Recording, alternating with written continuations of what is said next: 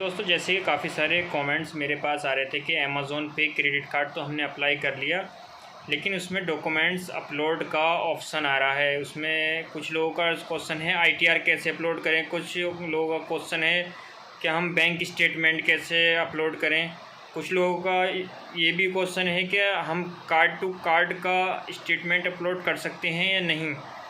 तो मैं आपको बता दूं, बैंक स्टेटमेंट का, अगर बैंक स्टेटमेंट मैंने पहली बात तो वैलिडी बैंक का स्टेटमेंट जो मांगेंगे आप आईसीआईसीआई बैंक अकाउंट का ही स्टेटमेंट वहां पर अपलोड करें।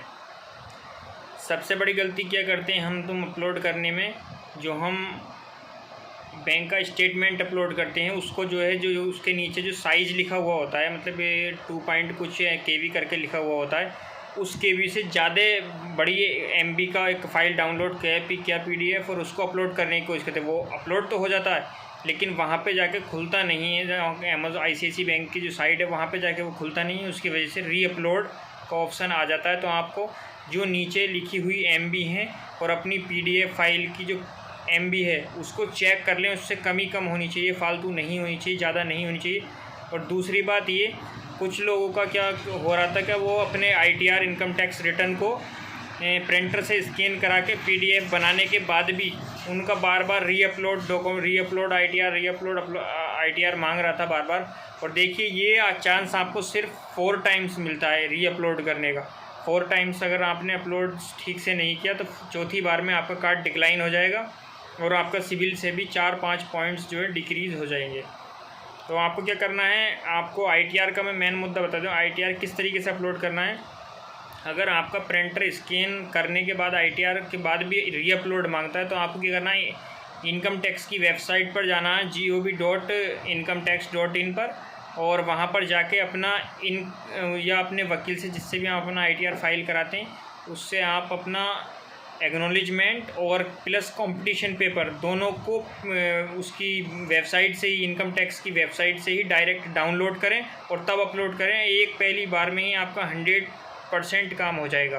और बता दूं बैंक स्टेटमेंट की बात, तो बैंक स्टेटमेंट आपको 90 दिन का होना चाहिए और उसका पीडीएफ साइज जो उसमें जो शो कर रहा है, जहाँ पर री अपलोड का जैसे ऑप्शन आएगा उसी के नीचे आएगा, आपको इतने केबी में अपलोड करना है। उससे कम साइज ही होना चाहिए, उससे फालतू साइज अगर होगा तो आपका डॉक्यूमेंट्स तो अपलोड हो जाएगा लेकिन वहाँ पर जाकर वेबसाइट पर नहीं खुलेगा। इसकी वजह से री अपलोड का आपको 2-3 दिन के बाद ऑप्शन देखने को मिल जाएगा।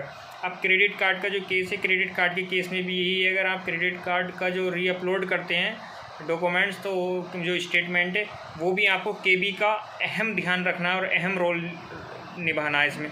और दूसरी बात, अप्लाई करते समय आप जो एक रेफरेंस का नंबर दें वो उसी रेफरेंस का दें जो कि क्रेडिट कार्ड यूज़ करता हो। कोई भी आईसीआईसीआई बैंक का क्रेडिट कार्ड यूज़ कर रहा हो वो, उसका रेफरेंस नंबर अगर आप दे देंगे तो आपसे डॉक्यूमेंट्सों की रिक्वायर्ड इतनी नहीं रहेगी। मेरे केस में मेरे पास ना कोई, मैंने अप्लाई करा अमेज़ॉन ऐप से जाके, ना मेरे पास कोई फ़ोन आया, ना कोई कॉल्स आई, ना कोई वेरिफिकेशन हुआ, ना मेरे घर किसी ने विज़िट किया, ना मुझसे आईटीआर मांगा, ना मुझसे कोई डॉक्यूमेंट्स स्टेटमेंट मांगा, ना क्रेडिट कार्ड का स्टेटमेंट मांगा। किसी भी तरह का कोई फ़ोन कॉल्स कुछ नहीं आया। डायरेक्ट बस मैंने अपलोड किया और अपलोड करने के 2-3 दिन बाद मैं सोच रहा था मैं शायद बनेगा या नहीं बनेगा, और 2-3 दिन के बाद जैसे ही मेरे मोबाइल पे एसएमएस आता 300 रुपये कैशबैक ऐड, तो मैं जो देखा, मैं 300 रुपये किस चीज़ की है तो उसमें मैसेज लिखा होता। मैंने कहा, फिर मुझे ये यकीन हुआ कि उनके मेरा जो अप्रूव हो गया। मैं जो आईसीआईसीआई बैंक में जाके जब देखा तो वहाँ पर कार्ड शो नहीं कर रहा था। 24 घंटे के बाद वहाँ पर भी मेरा कार्ड शो हो गया।